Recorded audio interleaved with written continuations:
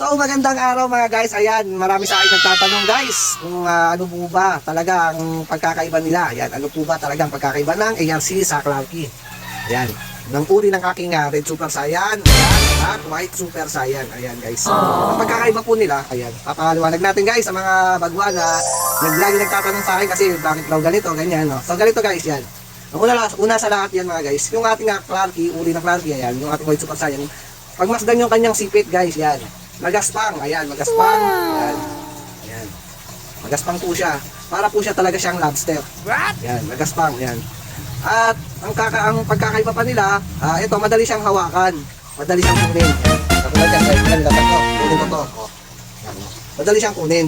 Hindi katulad ng ARC, tingnan nyo guys. Oh. Masyado siyang matapang. Ayan.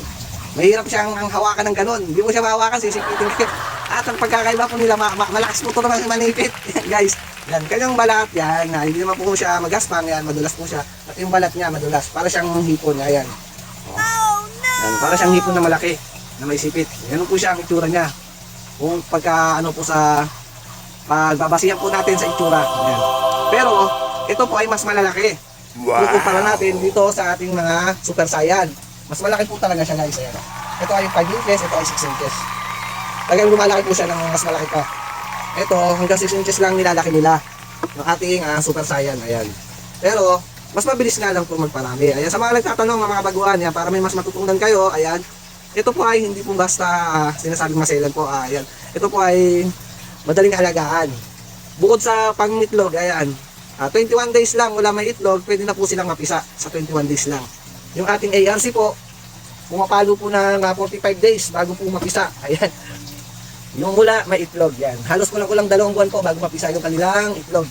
Kukumpara natin sa ating mga alagang Super Saiyan. Ayan. Ayan. Ayan mga guys, yung sa mga nagtatanong, sana may natutunan kayo mga guys. Ayan. Pasyal na lang po ng aking mga video at palike yan. Bilang tulong sa aming mga maliit na content creator. Yan. Masaya na kami guys na malike nyo yung aming mga video. Yan guys. Yan, bilang sa ating mga katulad nating mga crayfish farming, yan, yung mga nag-crayfish dyan guys, yung mga balak mag-alaga, palike na lang sa mga guys, malaking tulong na po sa akin yan, para mas madali, mas marami tayo magawang video yan guys. Malaking bagay na po sa akin yan guys, yan, bilang baguhan sa aming pagbablog, ayan. Sana magustuhan nyo, yan, para may matutunan kayo. Yan mga guys, hanggang dito lang yung video guys, maraming salamat at God bless to all, sana may natutunan kayo.